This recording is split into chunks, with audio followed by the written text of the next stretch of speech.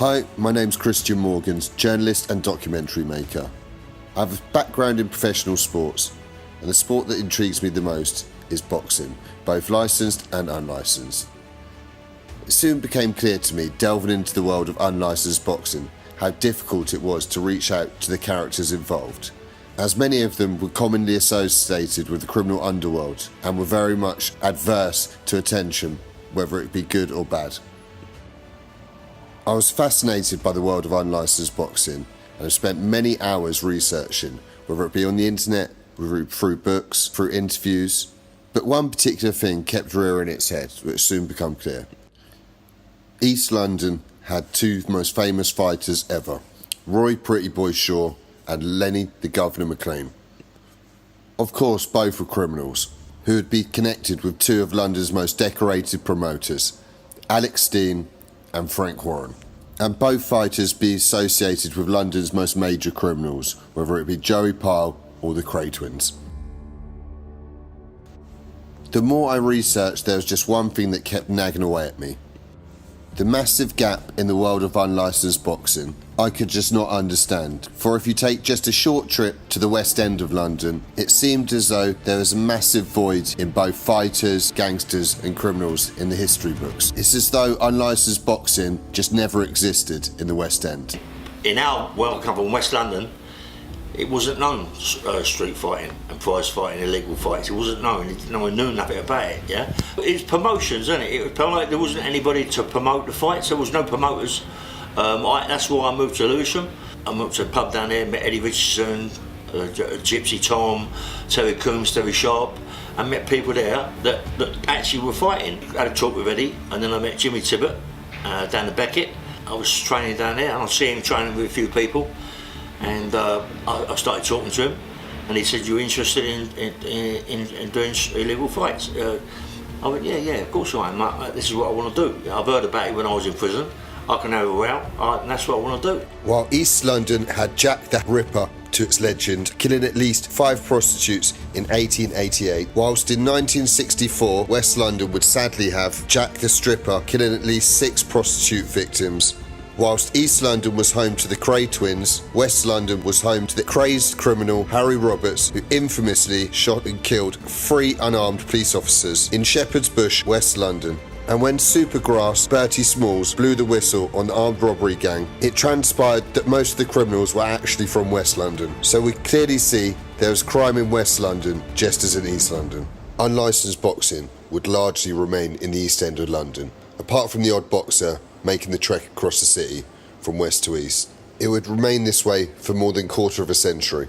Just like East London, West London would open the door for its very own unlicensed legend. But unlike Roy Shaw and Lenny McLean, this character would not publicly promote himself. A career going back over 20 years in the social media age, the West London legend avoids all social media. I, by now, by my own admission, was about to give up trying to find this character, but by chance, a mutual friend put us in contact. To my amazement, over 20 years had passed since I'd first been recommended to meet this character. When we sat down, to my excitement, this character was very forthcoming, and when he revealed he had all his fight footage, and much more footage of many other legends. Overwhelmed with excitement, I nervously asked about the possibility of making a documentary on his life as one of West London's most famous unlicensed boxers, and the originator of its birth. The character in question looked me straight in the face with piercing bluey-green eyes and said, "Yes, but on one condition. I'm from a Romany Gypsy English family, and from a little boy we are taught to never ever boast, no matter how good or bad your fighting skills are. And one more condition, there will be no lies in this documentary, only the truth." I agreed. I am going to bring this character's old unlicensed boxing career into focus, and his promoting skills to which he brought legends to the ring. I have many interviews with the people he has encountered, some who are huge names in the trade of boxing, and others others who are infamous villains. I'm also going to focus on the similarities between this character and the kings of the unlicensed boxing scene, Roy Shaw and Lenny McLean, whilst on the other hand they could not be further apart. Before I bring this fighting legend into the picture, he's given me a deep insight into his family tree. Trust me, it is not by chance but this man would turn out to be a fighter. From two of the biggest English Romany families in the UK, I have a deep look back into the fighters from both his mum's and dad's side of the family.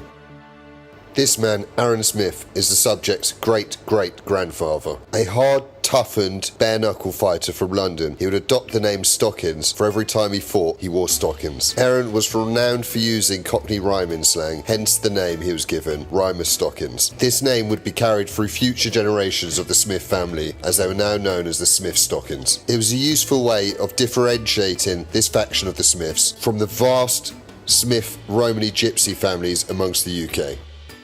The man pictured here was born Thomas Brazil. From Sussex and the Kent borders, Thomas Brazil would become better known as Thomas Bradley. The reason for this was he's often seen counting pounds, which was a bit of a rarity coming from his background in these times. As the horse trader and scrap dealer was counting his pounds, fellow Romneys would call him Bradley. The nickname for a pound during these times was actually Bradbury, but with mispronunciation he ended up being called Bradley. Tom Bradley came to notoriety in the town of Portsmouth, where he'd beaten the best fighter from the rough and tough naval town. It was a dispute over a handkerchief which Bradley had been wrongly accused of taking, and so he duly dished out a beating to the top man. Bradley would continue fighting for years. The tall and well-built Bradley built up a fearsome reputation. In latter years, in Kent, where Bradley would remain, he met his future wife, Homie Eastwood, who would sadly die in her 30s, leaving Bradley to bring up his children. It's amazing to think that Aaron Smith, Rhymer Stockings, would have 3 grandsons, all of which would become professional boxers. The first one I'm going to pay focus to is the grandfather of the subject. He too would be named Aaron Smith after his grandfather before him, and he duly took over his grandfather's nickname of Rhymer Stockings. He turned to booth fighting without any amateur experience just to make some money.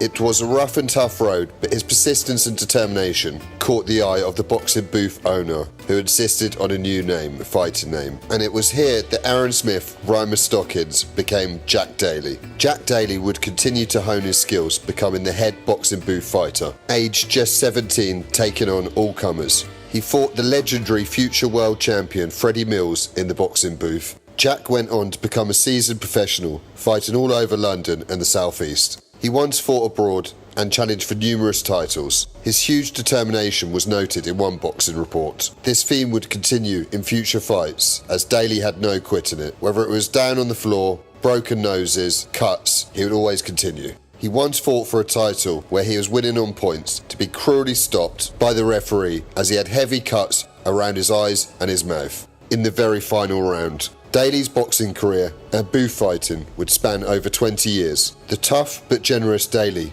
would be a legend amongst his own and seen to many others. Staying in the same generation on his dad's side of the family, this little character, born Walter Smith, ring name Tim Sullivan, a ferocious little battler who fought just like his cousin, Daly, and just like Daly, he had a career that spanned over 20 years in both professional boxing and booth fighting. He'd very often be seen taking on men hugely bigger than him, but he'd always do the business. Some even referred to him as a freak of nature. Slightly uncanny that he was small, coming from the Smith Stockings family. This talented little two-handed warrior entertained all over London and the South East. His cousin Daly actually said, "Pound for pound, my cousin Wally was actually better than myself."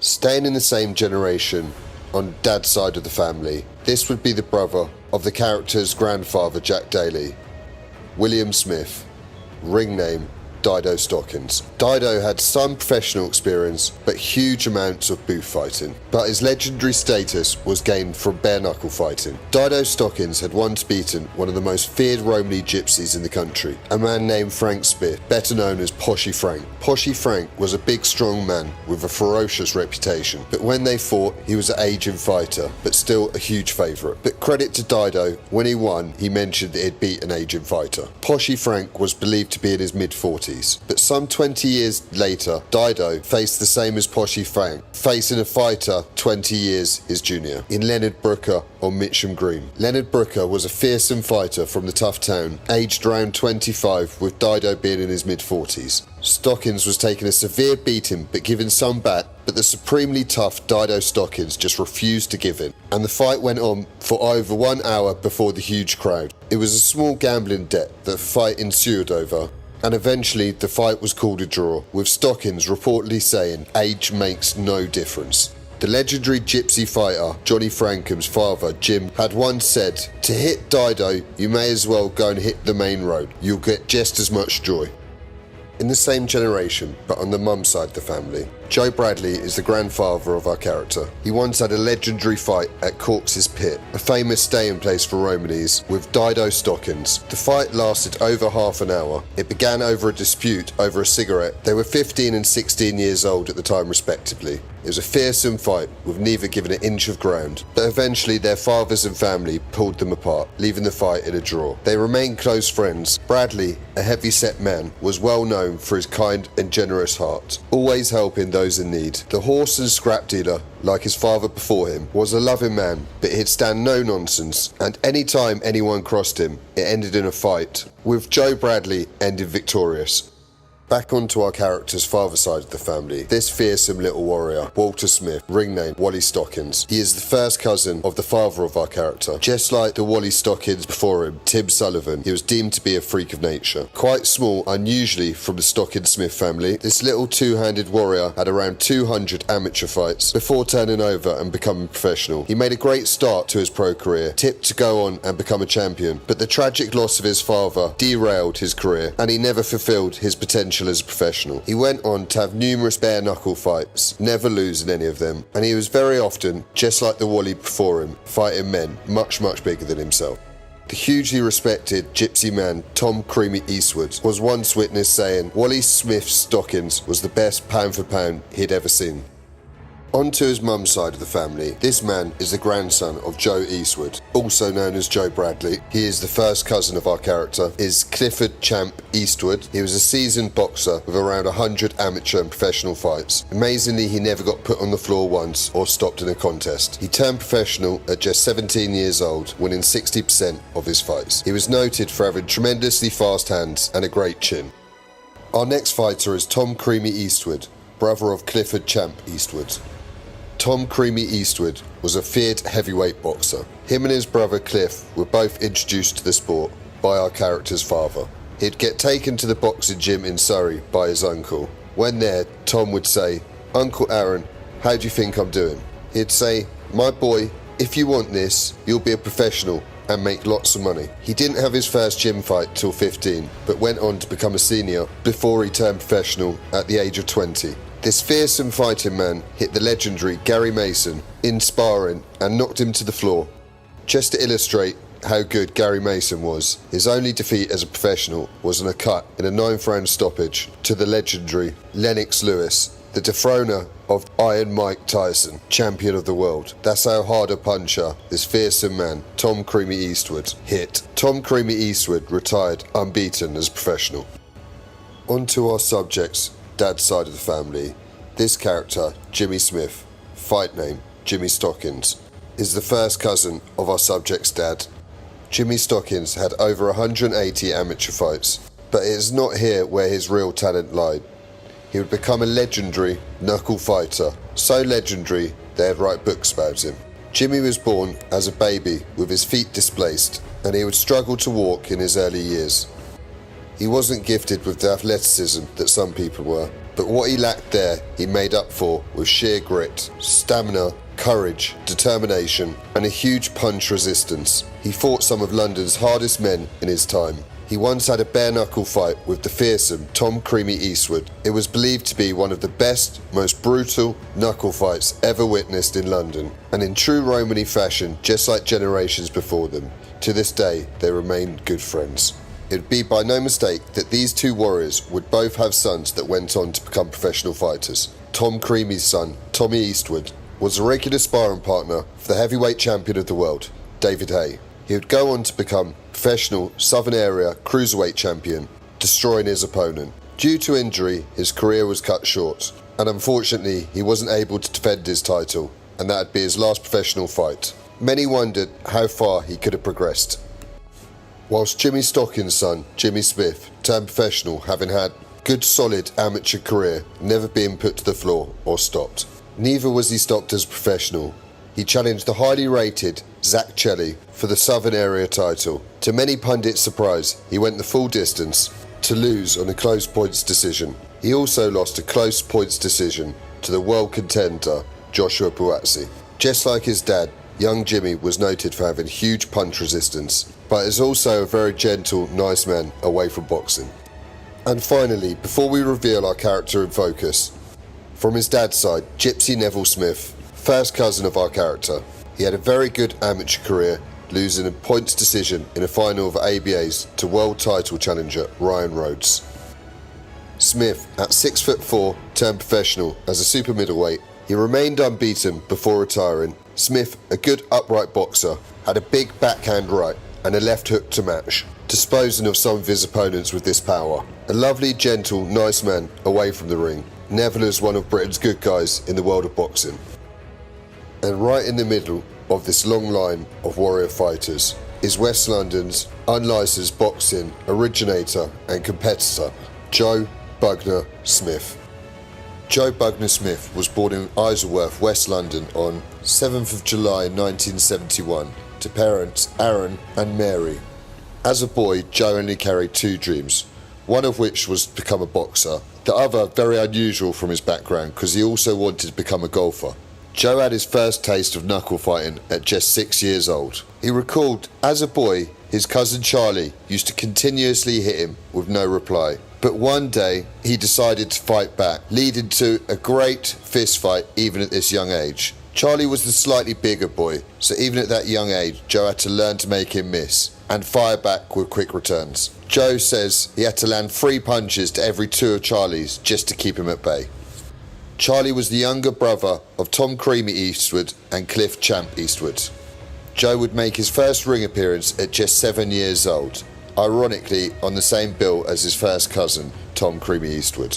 This took place at the famous Pit House Club, home to the Ewell and Epsom Boxing Club. These gym fights consisted of 3 2-minute rounds of boxing in front of a packed home crowd. Smith became a member of the Foley Boxing Club in Surrey. He went on to become a veteran of gym fights, having over 15, and many of them he was much the younger fighter. He recalls on one occasion boxing a boy of 12 years old when he was just 9. I gave it my all, punching away for the full 3 rounds, and nearly gave it as good as I got. 18 months later, his brother Aaron was in the semi-final of the ABAs. In the dressing room before his fight, I ended up speaking to one of the boxers. My brother Aaron said, "How do you know him?" And I said, "I boxed him before." My brother said, "He's in the semi-finals of the ABAs." The boy ended up winning the finals. Joe ended up having regular spars and fights with his first cousin Charlie, who was also a member of the Foley Boxing Club. Paul Bradley, a southern-based scouser who ran the club.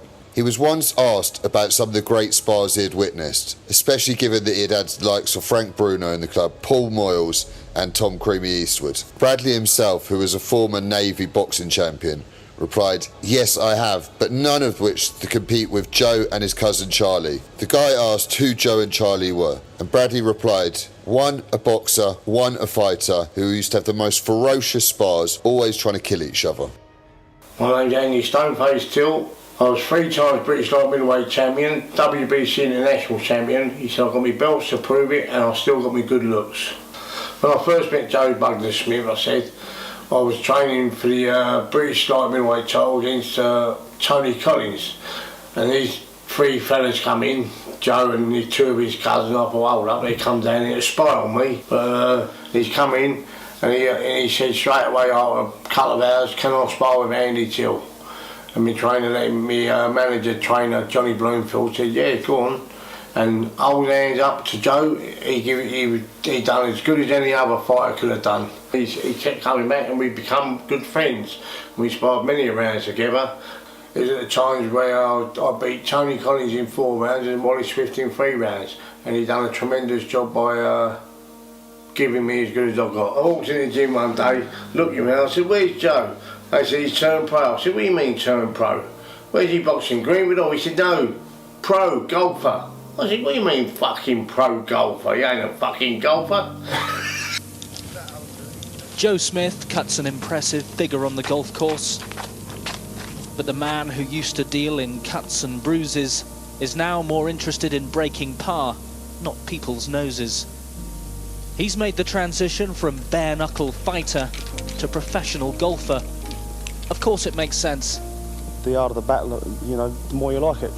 And on occasions like that, I think my previous job or things I've done don't do me any harm, you know.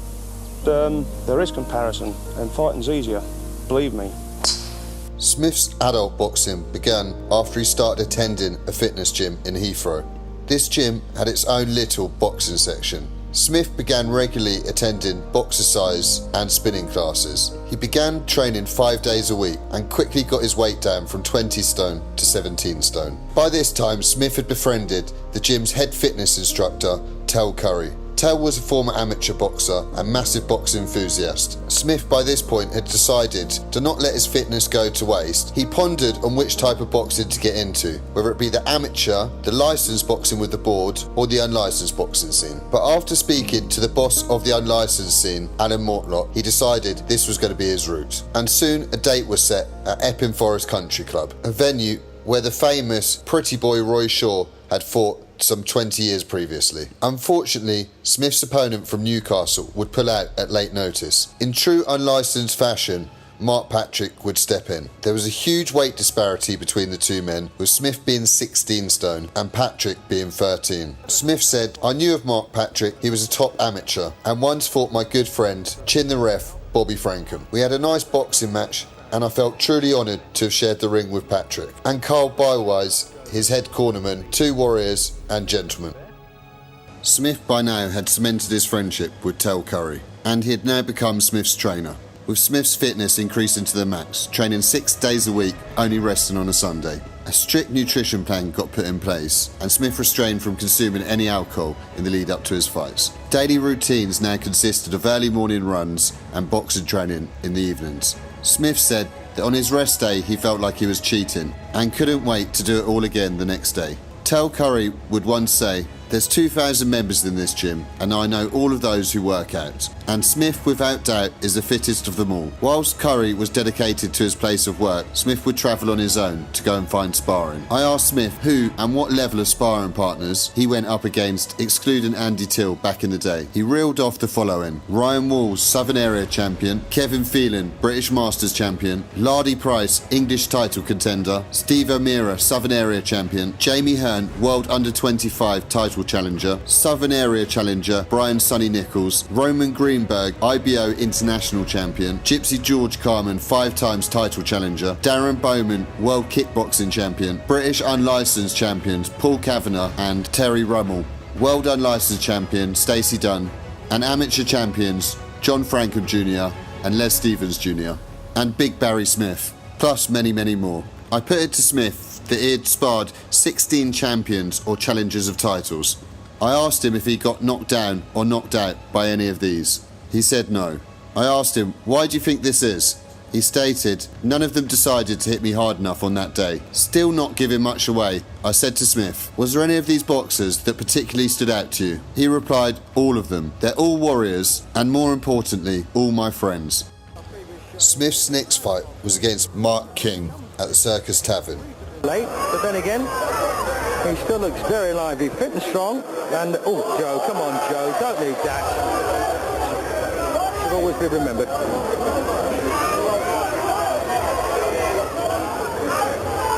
course, this is Joe's first fight, and Hector doesn't give him in a great deal, and he was quite nervous for this, obviously, for headbutting.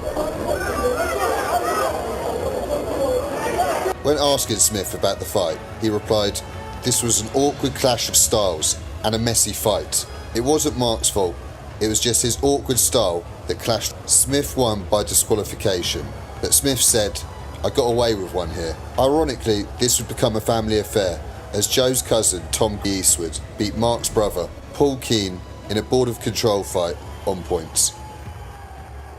Joe's third fight was at the York Hall, Bethnal Green, East London, against Tony Louis. Smith would say, A nice bloke, Tony. I remember him topping the bill, a Spurs fan, against a West Ham fan. Did it kick off with the crowd. 3 police officers came to escort me from the changing room for my walk-in. I said to them, "Gentlemen, I'm fine. I'm just a little old Brentford fan. I'll manage on my own, thank you." Me and Tony had a nice boxing match, and in the 4th, I managed to catch him with a couple of lucky shots. Like it.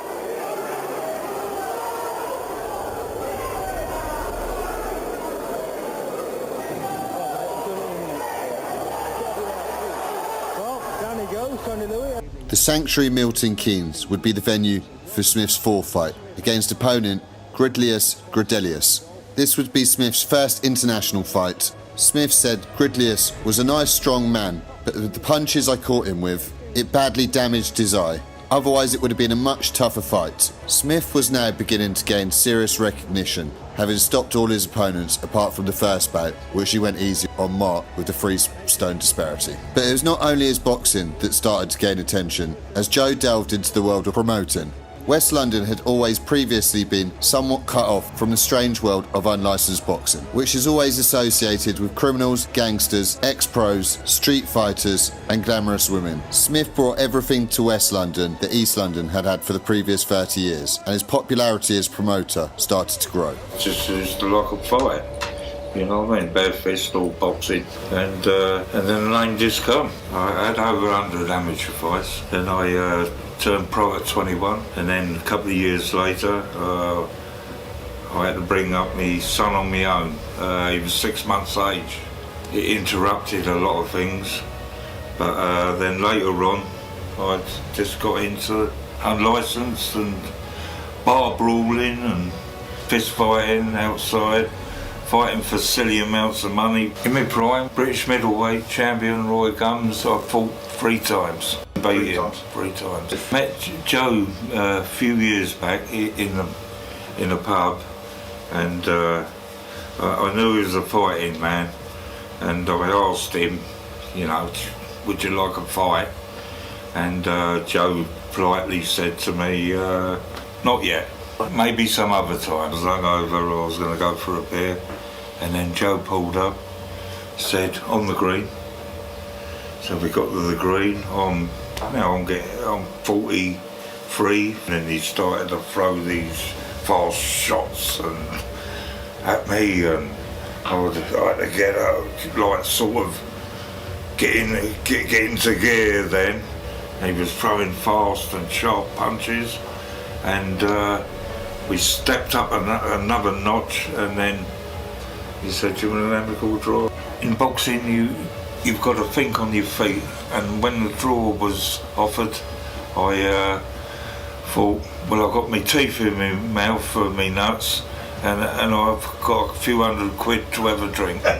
And after 2 or 3 beers, next thing Joe said, get into the gym Monday morning, and then 6 weeks later, I was fighting the pit bull. Well, Mad Mickey Harrison in the red trunks here against the Hunter, the pit bull, Paddy Hunter. The Hunter then, who really has slowed down now, takes a lovely right. I was training down a gym at Heathrow Airport.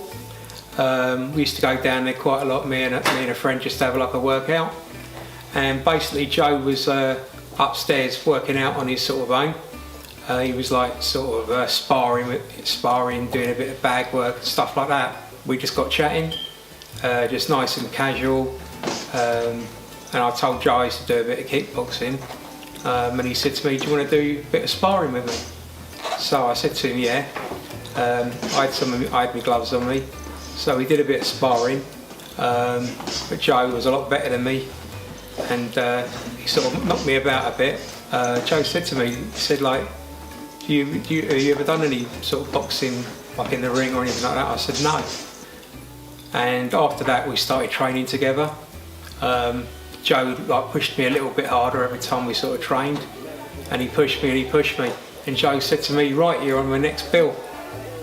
And that was the start of like my boxing career. Yeah, my time doing the unlicensed, all I can say is I had the best time of my life. Smith's next fight would again be an international fighter against US Marine and pro fighter Rambo Patton. Whilst making this documentary, I asked Smith if he had a hard punch. He replied, "No, not really, maybe just a little if I planted my feet," and meant it. And sadly for Rambo Patton, Smith meant this devastating right hand that would knock out Patton for several minutes. Right there from Smith, what a shot that was, all over! Fantastic win for Joe Bugner.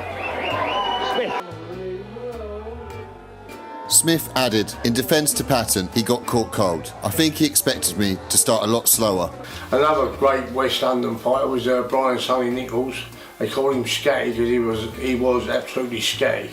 Brian Sonny Nichols boxed Winston Spencer for an eliminator for the Southern Area title, and during the fight they had a little clash of heads, because I remember, and a bit of sweat run down Brian's face and he thought he was cut. So all of a sudden he's grabbed hold of Winston Spencer, he's just jumping up there and nutting him, and he got barred and boxing for doing that.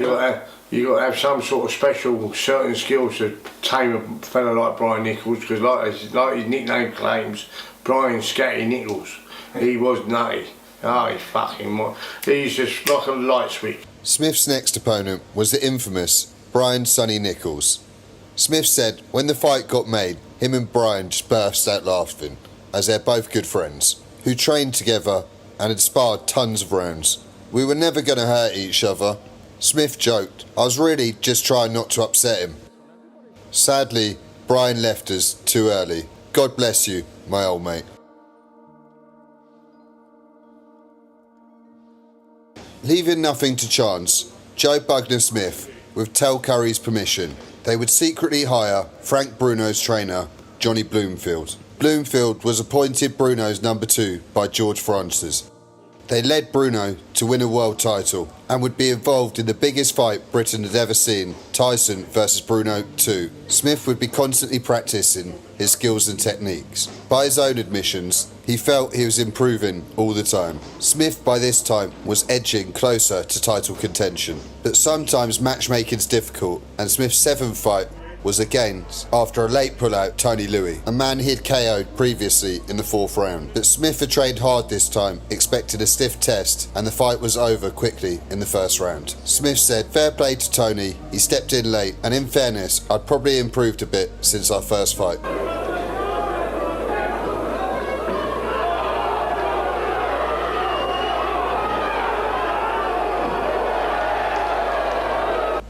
The hard work Smith was putting in would be needed, as he was to fight for the London heavyweight unlicensed belt. Smith said, I was excited when Alan Mortlock announced it. I thought, perfect, the fight be staged in my side of London, which would be easy for my fans. I wonder which part of London my opponent would be from. But again, no opponent was announced, so I had no idea who my opponent would be.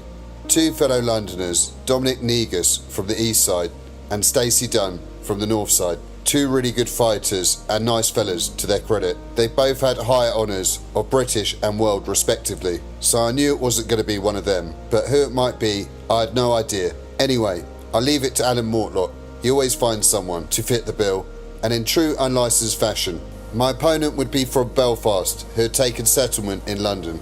I could tell he hadn't been here long because he had an extremely broad Northern Ireland accent. I remembered thinking to myself, the nearest thing you're going to be to a Londoner is Londonderry, and when he insisted on only being known as the Irishman, I stopped asking questions. Smith said the Irishman was a nice young man. We spoke a bit after. I guess it was just my night. It just seemed I got my punches off that little bit quicker. To his credit, he tried very hard. I knew this as he was screaming with anger, trying it seemed to take my head off. Thank God for the final bell.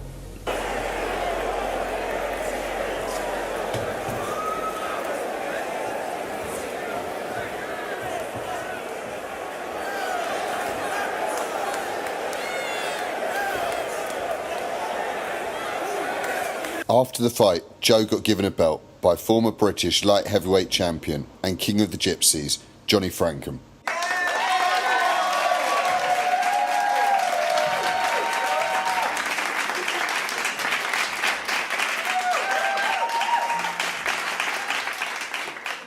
Next up for Smith was German cruiserweight Axel Heinz. over 6 2-minute rounds. Hines, a well-travelled and game fighter, was giving it his best, but he just had no answer to the left hand of Smith. You can see Smith's compassion during this fight as he calls in ref Jimmy Stockings to stop the fight, as he could see that Axel was just enduring too much punishment. Smith said, "A game fella, Axel Hines. It was over 100 degrees in the venue on that August day. I seemed to time my jab okay that night. I guess it seemed to tire Axel a bit." Smith's grueling training regime, as well as his non-stop golf practice, was taking its toll on the 34-year-old's body. He'd already been under the surgeon's knife once at this point for an elbow injury, and other injuries were niggling in the background. It was a question of how long he could endure this for. When Joe first spoke to me about helping write his book, I was sceptical, because normally when I'm approached in that way, someone is saying, will you write my book for me? Also, I wasn't sure what he had to say. At the time, Lenny McLean's The Governor and Pretty Boy Shaw's biographies, autobiographies, had really ignited the genre and brought unlicensed boxing to the attention of the wider public. I didn't know, what could be added after those two groundbreaking titles.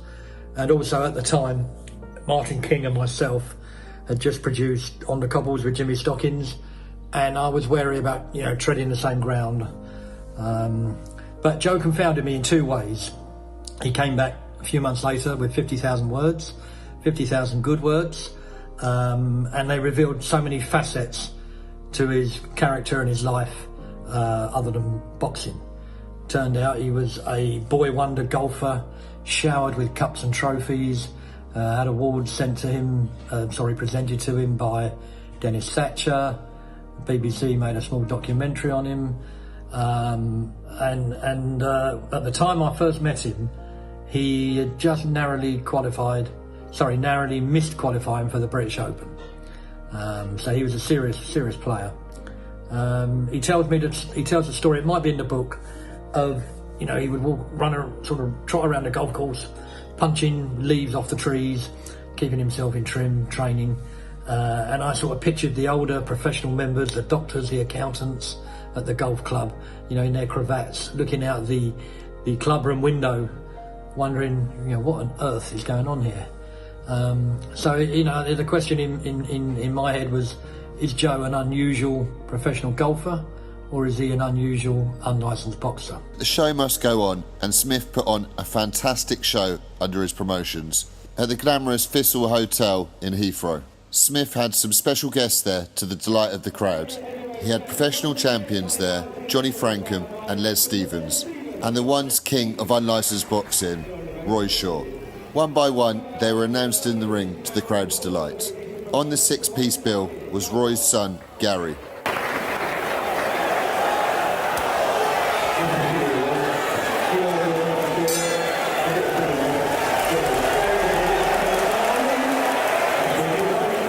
And topping the bill was Smith himself, against the well-travelled veteran fighter Steve Yorath, who had once beaten Southern Area champion Roger McKenzie. Smith knew he was up against a hugely experienced fighter.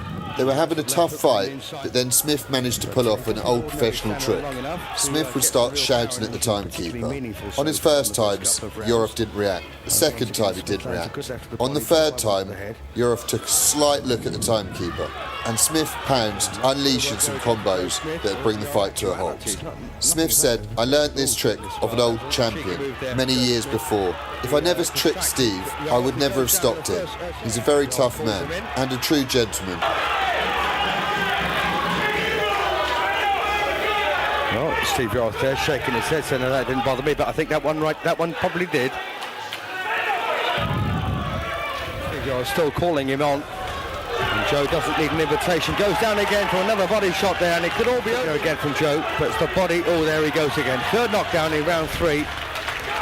And it could all be over now. It is indeed. Good win then for Joe Smith. Promoting would continue for Smith, and once again, he'd bring another legend to West London. This time, Britain's youngest gold medalist, Terry Spinks. The little man delighted the crowd, taking pictures, signing autographs and talking about his heroics. As the youngest ever Olympic champion, aged just 17. Smith's gloves were hung up but not for long, as a children's charity coaxed Smith to return. In his way stood the tall, lean, 26-year-old Sheridan Davey. Smith seemed to start slow, having had some time out, but would soon find a rhythm, and it appeared he had a bit in hand if needs be. Smith and Davey treated the crowd to a pleasing bout. Smith said, "I appreciate Sheridan, who is a gentleman, who came a long way to box me. It was a decent bout, but the real winner of this one was the kids' charity." One of the things that I noticed was Smith's cornermen were actually kids, but it was fitting as it was a kids' charity too. The kids would go on to be good professionals. George Michael Carman, twice World Youth Champion, and Southern Area title challenger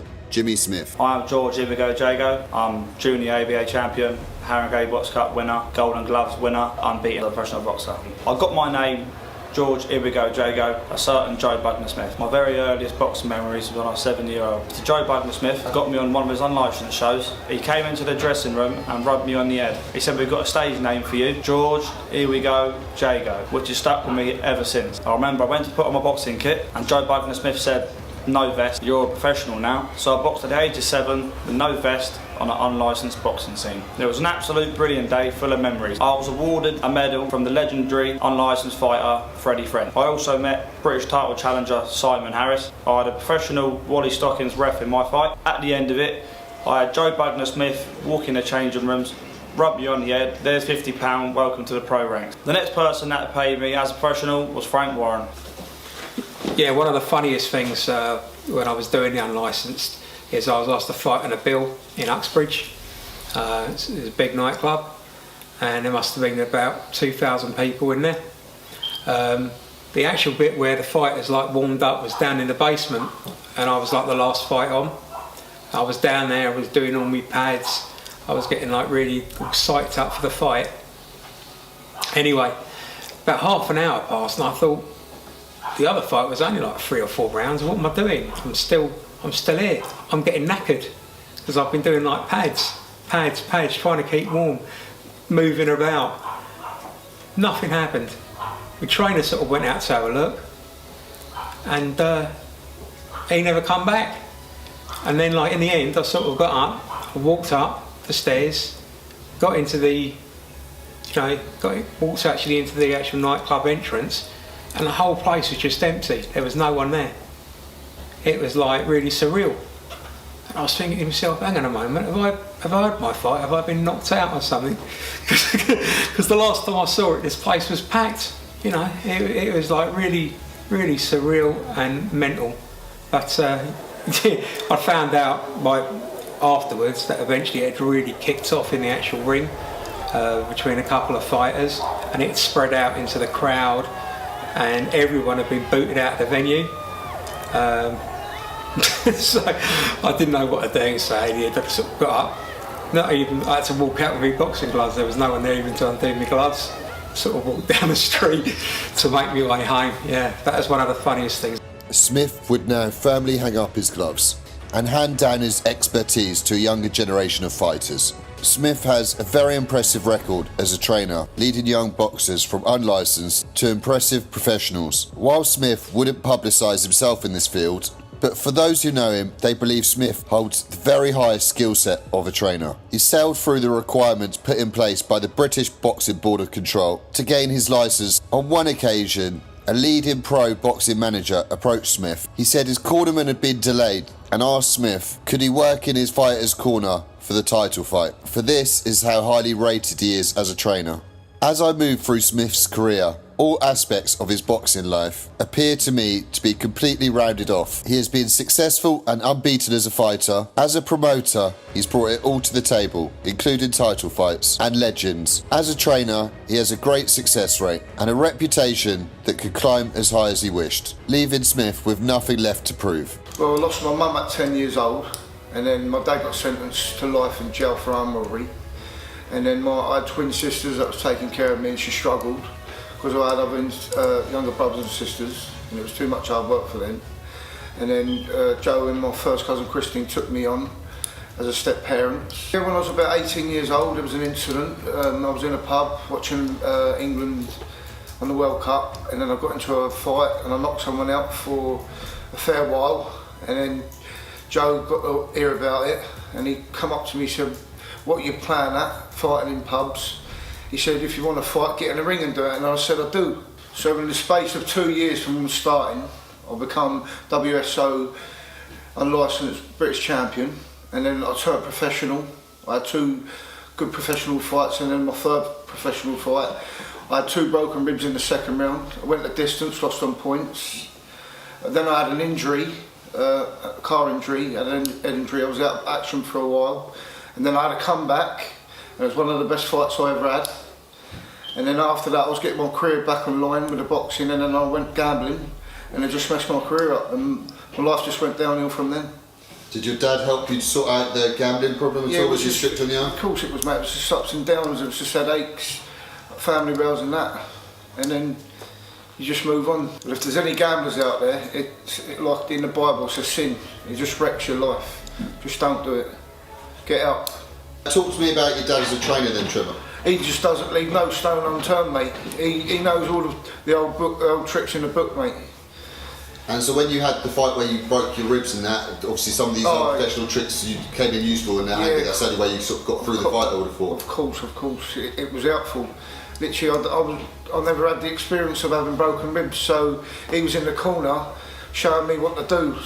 Like, stand up, don't sit down, don't show no pain, no weaknesses. So your opponent don't come back in the next round and just punch you back in where it hurts, you know what I mean? What you don't know, you could write on the back of a postage stamp. As I move through Smith's career, all aspects of his boxing life appear to me to be completely rounded off. He has been successful and unbeaten as a fighter. As a promoter, he's brought it all to the table, including title fights and legends. As a trainer, he has a great success rate and a reputation that could climb as high as he wished, leaving Smith with nothing left to prove. So I and all others around him fought. It had been almost 10 years since Smith's last fight, and not much short of 40 years since his first fight. Yet, amazingly, Smith would announce he was going to make his comeback as a fighter. Unfortunately for all those close to Smith, they could not talk him out of his comeback. For every one George Foreman, there is 1,000 Joe Louis. Putting his unbeaten run on the line was secondary to his family, for his health was the obvious main concern. Smith's first retirement, due to injury at age 35, is a normal expectancy for most athletes. For now, Smith had not only been out of the ring for 10 years, but there's a thing called father time that is a much bigger obstacle altogether. Smith may have thrown his hands around here and there during the odd bit of training, but what he had to remember, it had been over 10 years since he stepped in the ring. Boxing is a sport that relies on reflexes in order to get yourself in and out of danger.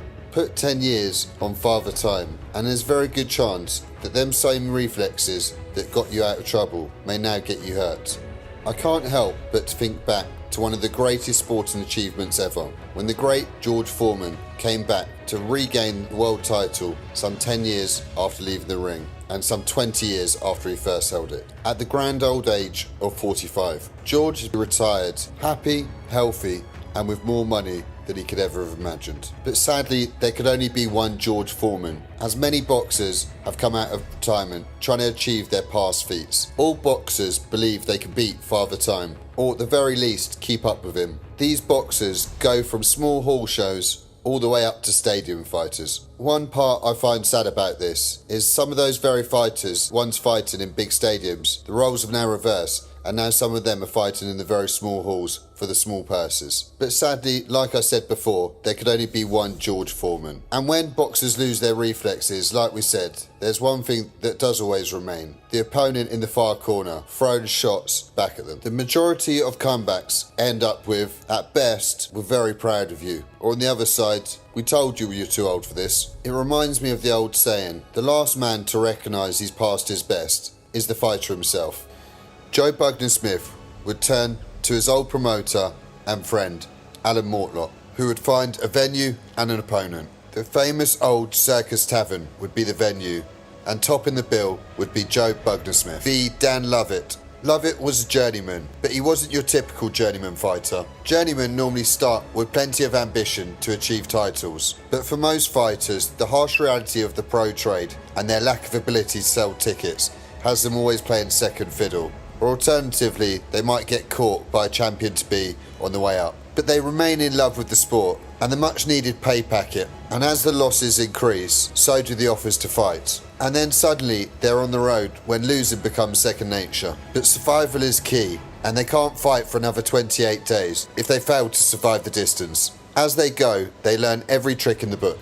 But for Lovett, the journeyman, he started in unlicensed, for the money and the thrill of it. He had no experience and was young in a catchweight division at 14 stone. He would often get blown away. The once unlicensed king, Dominic Negus, had beaten Lovett in one round. But as Lovett moved on, he matured both physically and skillfully, so much that he lost a close 8-round point decision for the British heavyweight unlicensed title to Lee Hum. He also carried venom in his punch. He had many knockouts to his credit, including a round 1 win over 6'10" giant Gary Sayers, and further warning signs for Smith, now in his 45th year and with his 10-year absence, was Dan Lovett, now aged 31 and fully matured, 18 stone, and having had 118 fights to his credit, would announce that this would be his final fight before pursuing a career as a professional boxing ref. In his own backyard, the fighter for Canvey Island, Essex, was just down the road from a circus tavern. The seasoned fighter would be keen to bow out in style, as much as Smith would like to keep hold of his unbeaten record.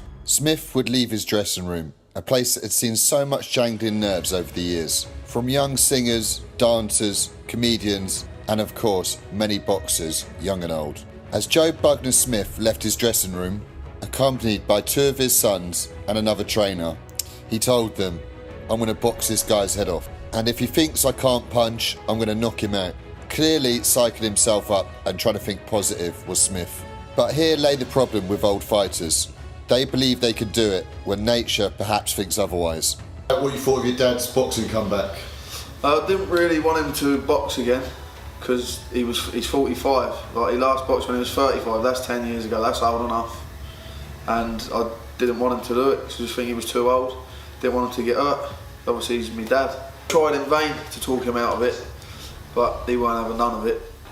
And 3 months training camp, within the first 2 weeks, he had a glute muscle gone on him. So that heightened my fears even more. So what were your concerns then going into the fight? Well, he was a bit older and he could have got hurt as he was older than what he was, so he wasn't like he was when he was younger, and didn't really want him to get hurt. As he came out in his trademark red and white colours, to the Leo Sayer version of the show must go on, but the harsh reality was the show didn't have to go on. As he approached the ring, the 2,500 capacity venue was nearly full. The fighters were announced.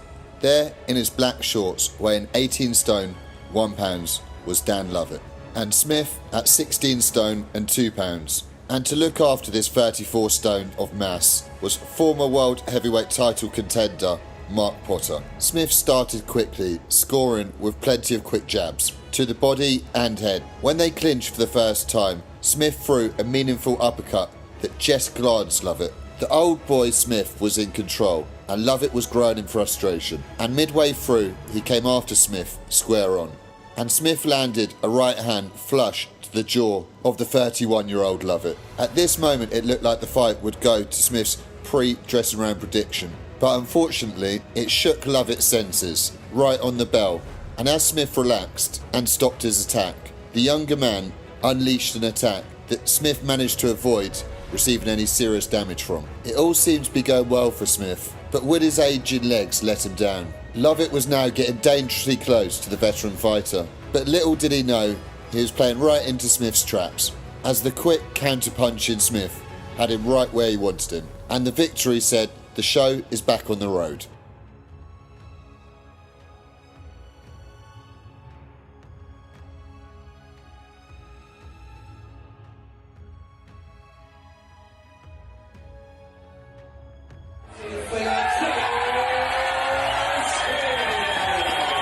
Friends, family, all just got nervous, but the only one that weren't nervous was Joe. And when he was dodging his punches and stuff, he knew what he was doing, and he was the only one in there not being nervous, but everybody else was very nervous. And you must have been over the moon after the fight, obviously, him doing so well. Yeah, he's done really well, really well, very good. So he was whole, but he wasn't cold. And your dad did well in the comeback fight? Yeah, done very well. I was put at ease probably a couple of weeks before. Dad sparred a big unbeaten heavyweight who was knocking everyone out. He ring crafted, experienced Luke Hill round the ring. Luke Hill was trying to take his head off. He hit him with a big shot that only made his school IQ levels go up more, and he just scored him round the ring. So after being able to handle Luke, you knew he was in good shape, but he had all his skills ready for the fight. Then it just made me a bit more at ease. On the fight night, did your dad get into fight mode? Was he switched on? Was he different from his normal sort of manners? Yeah, completely different to how he normally is. So when it was a go button time, he was there walking around completely different, changed face, eyes flaring, muttering to himself. It was like a complete different, unrecognisable state. Smith's comeback plan was 3 fights, 2 wins and a negotiation with unlicensed governor in promoting Alan Mortlock for an 8-round title fight. Smith had accepted a fight with Wise Guys Promotions against a 38-year-old New Zealander who was unbeaten in 4 fights. No spring chicken himself at 38, 7 years Smith's junior, he felt it would be a decent challenge to keep things moving. Just as the show was about to move on, the 38-year-old New Zealander would pull out at late notice. Unbeknown to others, behind the scenes, Smith would be carrying an injury in the opposite elbow, to which caused his first retirement and required surgery. Smith arrived at the famous old venue at the York Hall, Bethnal Green, to be told there's a fighter from Bristol that will box you. He's unbeaten. Smith replied, "Okay, fine." Then the promoter of Wise Guys, Mark, said, "Joe, I want to introduce you to Jack Ramadan. He runs a charity in which I want you to help raise awareness." Smith said he had a heartfelt chat with this hero of a gentleman that was giving up so much of his time to help the youth of his part of East London. And when he went on to explain his heartbreaking hurt as one of the youths in his area had been fatally stabbed, Smith said to Jack, "Leave it with me, I'll do my best." Smith then went backstage with his best mate and cornerman, Johnny Fagan. When settling into his dressing room with Fagan alongside his son, Reimer, who was also on the card in a light heavyweight clash against Irish Mickey Tien, the promoter said, "Your opponent is a 50-year-old. 50-year-old, asked Smith. "Are you sure?" He said, "Yes. He's a tough nut from Bristol." Smith said, "Shit, we're 95 years old between us." Turning to his best mate, Johnny Fagan, Smith said, "This is it, boy. I'm going to bow out here. I'm in the most famous boxing venue in the UK. There's reports that me and Reimer are arguably the first father and son ever to box on the same bill at this venue, and I'm representing a great worthy cause, so I'm going to bow out here, mate. It might not get any better than this." Smith added, "If the old boy pulls something out the hat, good for him, but if I've got the upper hand, I'm going to look after him." Smith entered the ring to the sound of the Sweeney's theme, and then followed by the theme for the gangster movie The Long Good Friday. Underneath his red and white hooded dressing gown, Smith was wearing a balaclava, to the crowd's amazement as they tried to figure out, where's he coming from here? The bell rang and Smith was smoothly in his stride and seemed to have things measured against the perfectly shaped Paul Wiltshire. Smith was controlling things well when Wiltshire's corner, headed by good ex-pro Dean Cooper, urged Wiltshire to push forward and work harder. It's only then that Wiltshire walked into the well-timed jab of Smith. When they clinched, Wiltshire said to Smith, "I'm knackered." Smith said, "Come on, old boy, let's get through this. We might not do this again." And when the bell rang, referee, former European and world champion Wayne Alexander went to Smith and said, "Well done, you showed some nice skills." Smith then took the microphone and held up his balaclava and said, "To all you youngsters, I'm speaking to you all out there. Throw this away and crime with it. Go and find your sport. Go and find your career. Go find your role models in sportsmen and nice gentlemen like Jack Ramadan. Don't join gangs, join teams like football teams, golf teams, swimming, boxing, snooker, darts, etc. It's teams, not gangs." As Smith threw his balaclava into the crowd, he said, "Thank you all. Love to you all. God bless you all." The crowd stood and applauded Smith. Smith's son Reimer had beaten Irishman Mickey Tiernan on points. Smith said Paul Wiltshire was a gentleman and very, very game to be jumping in the ring at such late notice. "At that age, I have nothing but admiration for him." As Smith was posing for pictures with his fans, his opponent, a West London reporter, said, "What next, Joe?" "That's it, it's over," Smith replied. Smith waved and turned headed towards his dressing room. Fans were clapping. One fan shouted out, "One more, Joe." For a moment he stopped. It seemed as though he might turn around. He teased the crowd, turning, but just waving, and then headed back to his dressing room. It was over, and Smith judged it perfectly. When he had his first fight, age 7, and when he had all the gym fights, thousands of rounds of sparring, all his bare-knuckle fights, and his unlicensed career, over 40 years of participating in the fistic game, never once had he been on the floor. And I feel this is a fitting end to a career that only most could dream of, and making such a statement against this problem we have of the gang culture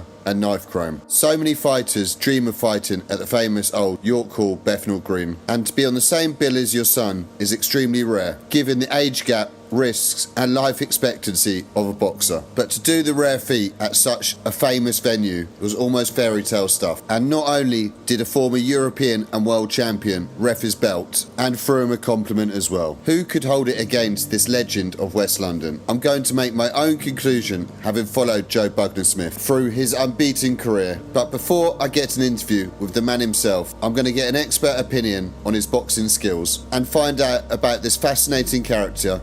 But Joe, yeah, he come into my gym. He's been, me and Joe must have sparred probably 350 rounds together. He's helped me out in some of my fights when I was fighting in the past. And then Joe obviously was getting ready for his fights and I helped him out. Don't matter how hard we hit one another, no matter if one of us had a good spar or a bad spar, we was friends. I can remember Joe, he had a very, very good left hook, and Joe was a big puncher. I can honestly say he was a good puncher. Good, solid puncher, middle of the range puncher, and I always think they was the dangerous ones.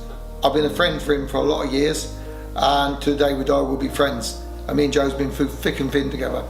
Look, I've had many times when I've come on hardships, Joe's been there for me, and vice versa, we're there for one another. And Joe, I can give him the fullest, most respect. You know, I only like to be around decent people, and Joe is a proper, good, decent person. So Joe possesses his wide-ranging boxer tricks, and he's only halfway through his life, I hope. I wonder what he'll do next. He'll probably be an astronaut. Hard man, boxer, entrepreneur, golfer, speaker, author. He is all these things. He really is. And to me, he's also Joe, my good friend and a good man. It's been a laugh and a joy having him in my life this last 25 years. Talk to me about your dad, Joe. He's just very, very competitive. He beats me at every sport going. Darts, snooker, boxing, golf, pool, anything you like. I will beat him in the boxing ring one day. Talk to me about your dad then. He's a great learner. He told me how to read, swim, snooker, golf, boxing, ABC, the alphabet. Told me how to ride a bike. He should definitely be a professional boxing trainer. I think he's a champion all-round teacher.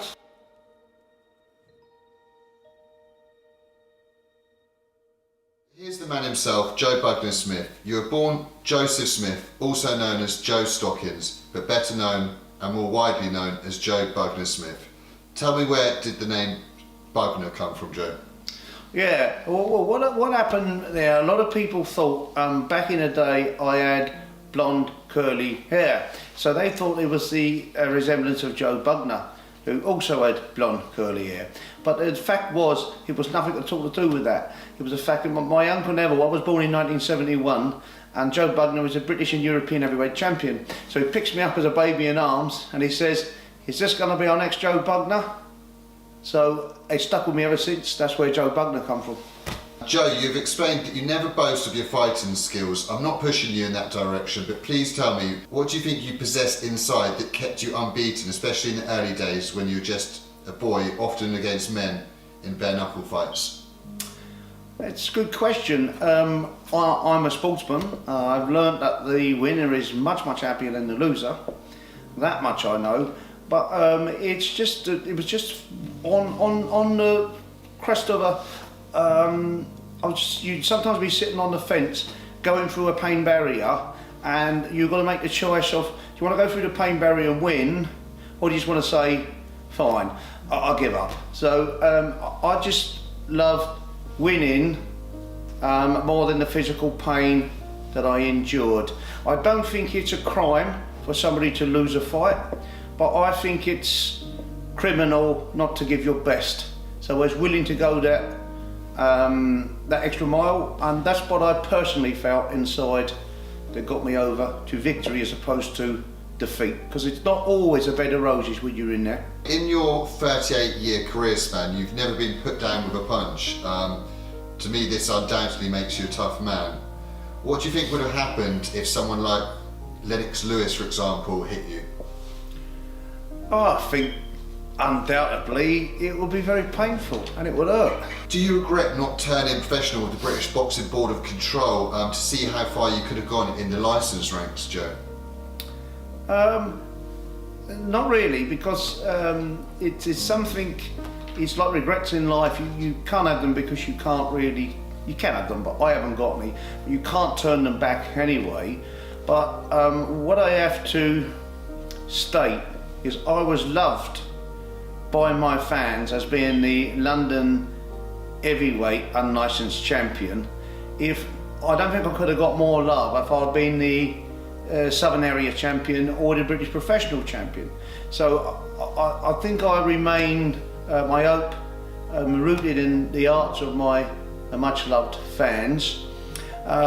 So therefore, no regrets. I mean, I used to go jogging. I'll give you an example. I would have sometimes 20 kids, a bit like the mini Rocky, a bit of a mini version of the Rocky film.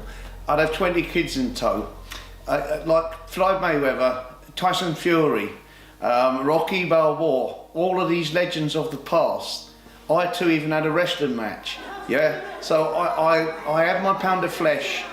I struggled to walk up my town with more than 30, 40 yards before I had somebody bid me, shake my hand, wave to me. So I'm forever grateful. I think I've milked my career very satisfyingly in the unlicensed division, so no regrets at all. And tell me, what do you like most about yourself as a fighter?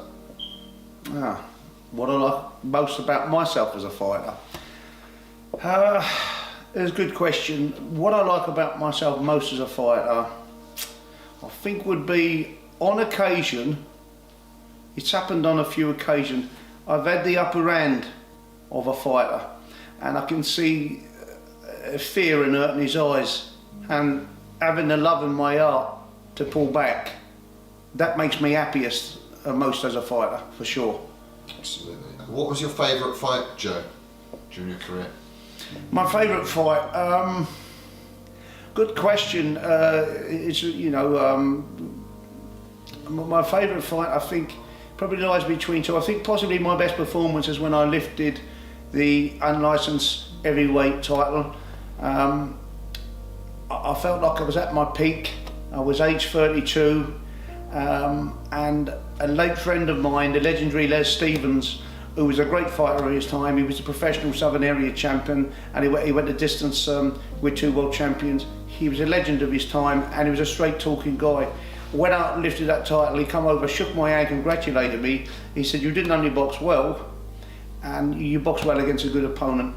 And he had shook my hand and congratulated me on that. That was one of my favourite fights, but it wasn't my favourite fight. My favourite fight was my comeback in my 45th year. I had all my friends and family, people close to me, worried about my comeback, and my well-being. But I felt absolutely fine. Whilst my physicality wasn't back in its prime, my mental state was fantastic. I relaxed. I'd done the best of my ability with my training, and as my body would allow me at that age, I got through it. But the mental side of me was so relaxed over them when I was 32. I could potentially then see how somebody like George Foreman had lifted his title, because the maturity I was bang on whilst not physically.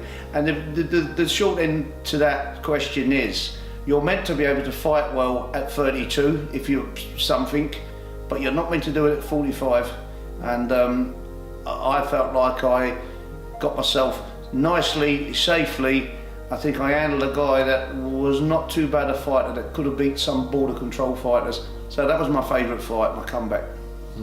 Joe, you're one of the pioneers of unlicensed boxing in West London.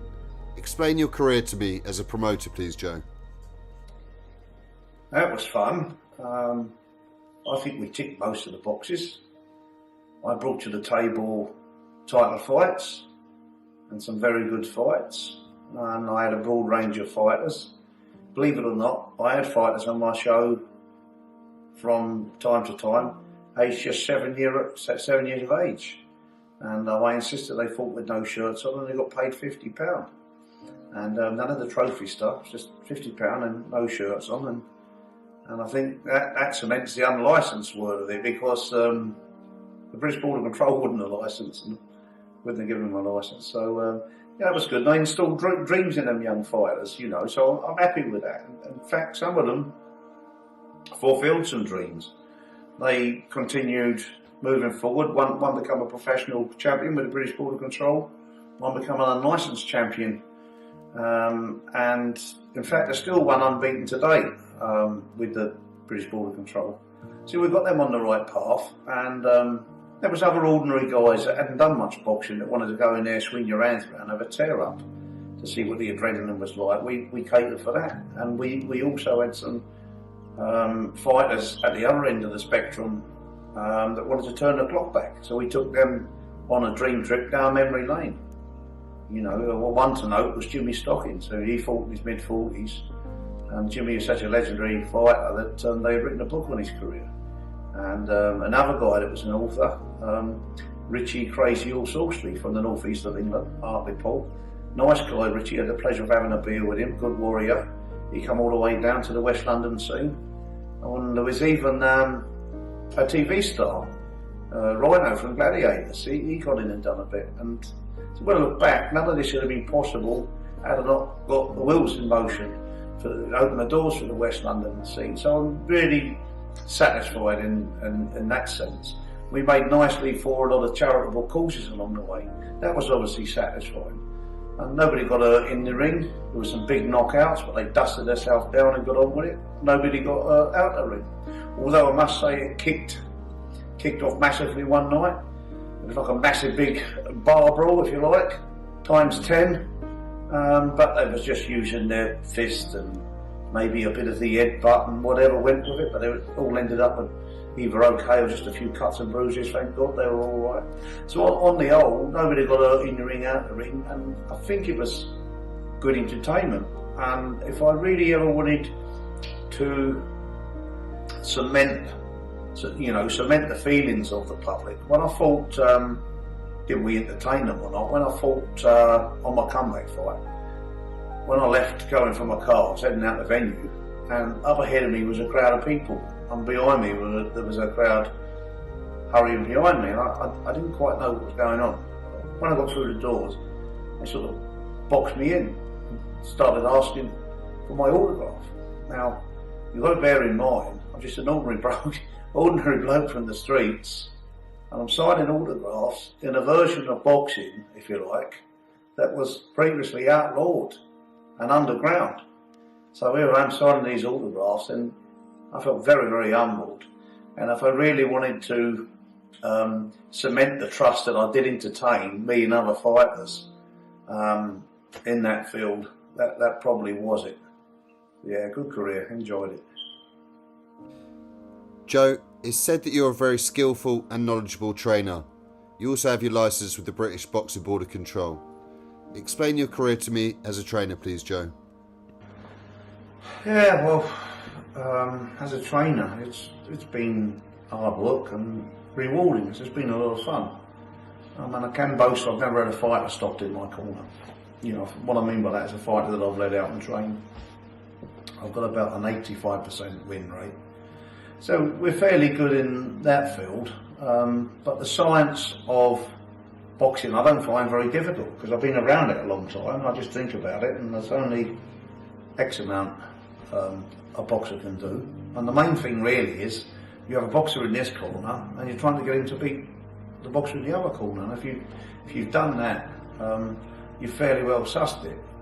So you know, I know the other trainers trying to achieve the same, but that's the cat and mouse game, and that's where we put our skills together, and that's the fun of it, because most trainers probably think they know most of it all, and For me, I think I know most of it all, but not all of it, so I'm still willing to learn. But one thing that did satisfy me, I have my own running method that I developed purely for boxing, entailed to however many rounds we're fighting. So I would have a method to, example, 4 rounds, 6 rounds, 8 rounds, and so on. And I took a fight route to Fuerteventura and the Canary Islands, and I was over listening some trainers speaking, and they were talking about the running method of the GB squad. And so I put an ear to the matter, and they said they had X amount of boffins and scientists from around the world who got this, really good running method for boxing, and the GB squad are using it. And it transpired that I'd already had that method several years before. So that was quite satisfying in fulfilling that I've built a method that took 6 or so scientists, boffins, whatever you call these people, to do it, and it was created by little old me. So that was satisfying, and probably gives me knowledge and know a little bit about the game. And if you had to sum up or assess your career, how would you put it, Joe? To sum up and assess my career, that's really not for me to say. What I've done, I've laid the facts bare. People have got the footage, so they therefore have an opinion.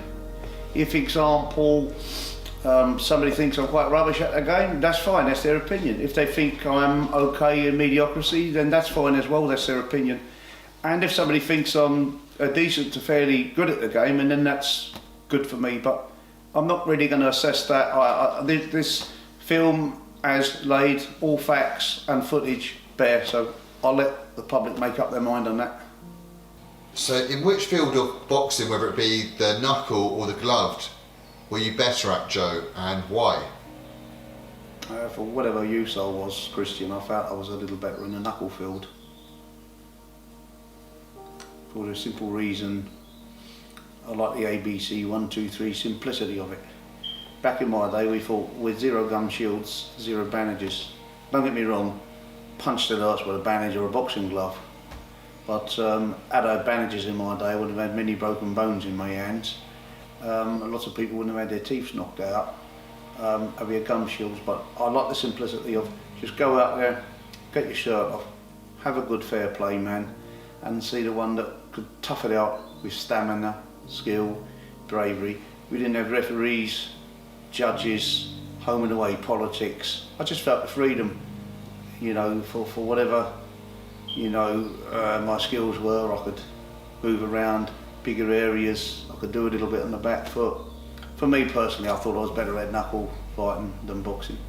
That's just my take. Would you ever fight again? I know it won't be a popular question with some of your family members. Would I ever fight again? I hope not. And when I say hope not, I like to think I'm a man of fairness, of love. I have children with impeccably good manners. I don't take drugs. I'm not a violent drunk, so I'm looking at all costs not to get in trouble. If somebody wanted to,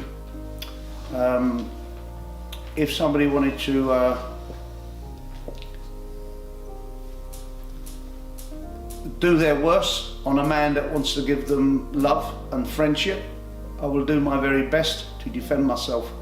But beyond that, no, I won't fight again. And yourself, Lenny the Governor McLean, and Roy Pretty Boy Shaw all fought in the heavyweight division. How do you feel you would have got on against these guys? I would never compare myself to those guys. When you mention the different eras, I'm not going to make comparisons. When you mention unlicensed boxing, these guys are the true legends. This documentary that you made on me, this film would never be made if it weren't for those guys some 20 plus years prior. I knew Roy was a lovely man and a friend of mine. I didn't know Lenny, and but they both passed on. God bless them both, and I want to be nice to these guys in case I see them in heaven one day. And who do you owe most to in terms of credit for it's helped you on for having the career you had, Joe? Well, firstly, I owe a lot to my fans, because I used to get like coach loads of guys and girls come to watch me. So you need your support, but it all stems from a little boy. So my grandparents, Joe and Mary, Joe I'm named after. Whilst my grandfather Joe died prior to me being, previous to me being born, I'm named after him. I have so many greats. I feel like I know him, I love him. So great grandparents on that side of the family. On my dad's side, Jack Daly and his wife, my granny Wright, great love. Moving upwards, I'd have to thank my cornermen, so and my trainers. So Johnny Bloomfield, a good friend of mine and a great trainer, helped me a lot in my boxing career. Tel Curry, a good friend of mine, and helped me hugely in areas of my boxing. Thanks to my father-in-law, was a good friend and supporter. And thanks to my last ever cornerman, the late Johnny Fagan, my cousin, and my last ever cornerman, a man I loved dearly.